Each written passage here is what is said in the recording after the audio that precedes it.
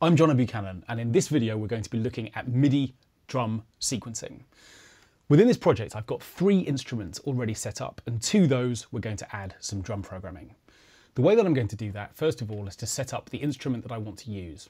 Logic actually has a number of drum instruments that we can work with, and the one that I'm going to choose here is Ultrabeat, which is one of Logic's own instruments.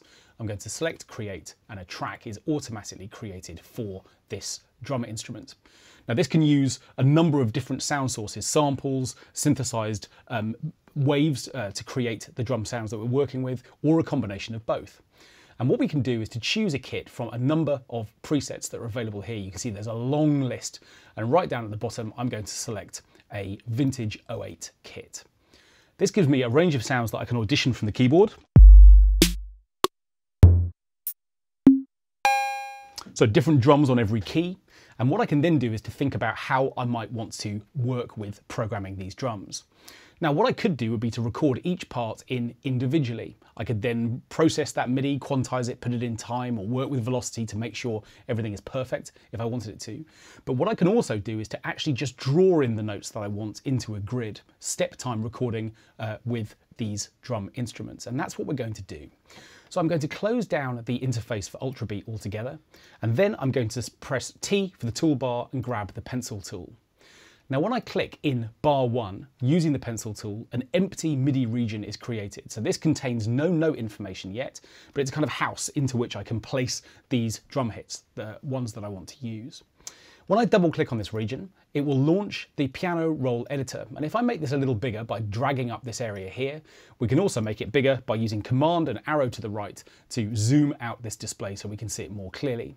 And you can see that down the left-hand side, we've got a list of drum names, the names of all of the individual instruments that are within this kit. So I can see that I've got kick 1 and rim shots and snares and so on and so forth. So if I press T again and select the pencil tool within this piano roll window, what I can then do is to click next to the note names that I want to use to create the pattern of my choice. I'm going to start with the kick drum, which is here on C1. I'm going to start with a sort of classic 4 to the floor pattern. Now you can see that the notes have been created here, but if I want to hear those as they go in, what we can do is to lasso those and just throw those away for a moment. I can also turn on the MIDI outlight, which is just up here. And now if I repeat exactly the same process, creating those notes, we'll hear each one as it goes into the grid. So there's a classic 4 to the floor kick drum at the bottom of our arrangement. If we now press play, we'll hear that kick drum along with the other instruments that are within the track. I'm just going to turn the drums down a little bit before we start. Okay, so at the moment we've only got drums in bar 1, and we might want to extend that in due course, but for now let's carry on building our pattern. As well as our kick drum, I'm going to put a snare drum into this project on beats 2 and 4. And I'm also going to audition the other sounds here simply by clicking on the names of the tracks over here in these notes until I find a sound I might want to use.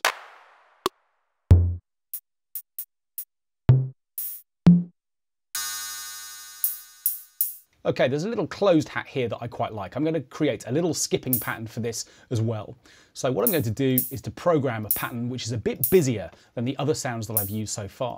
You can see that the bar that I'm working on is divided up into what we call 16th notes, 4 notes per beat of the bar. So here I'm creating a pattern that's a little bit busier than the kick and the snare, and that's going to give us a nice sort of dancing hi-hat part. Okay, and that's working nicely. What we can also do within this window is to select notes that exist already and copy them to other locations. So if I was to select the snare drums, which are here, I can hold down the Alt button, which acts as a copy command, and simply drag these notes to another location, like to the clap above. And then when I press play, we'll hear the snare and the claps playing together. So we've got the beginnings of our beat coming together quite nicely. Now we have the issue of the fact that the drums are only playing back in bar 1. I want to use them in all 4 bars of the piece. So I'm going to close the piano roll display here. I'm going to come back up to the top, and then what I'm going to do is to use my Alt and copy to drag that into bar 2. I can then select both of these regions back to the pointer tool to lasso them both, and copy them both to bar 3. And now we have drums playing in all 4 bars. And if I want to, I can lasso these 4 regions together, go back by pressing T and selecting the glue tool, and I can glue them together so that now they're the same length as the other regions within my track. And that sounds like this.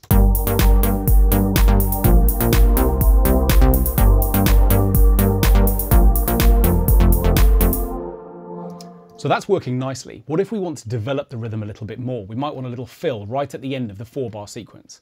Well, I can easily add more notes. If I double click on my drums and scroll through to the end of bar 4, I can find the area where I might want to program a little bit of a fill. Again, I'm going to select T, grab the pencil tool and simply create 4 snare drums in a row right here at the end of bar 4. And now when we listen through, we should hear that little fill right at the end.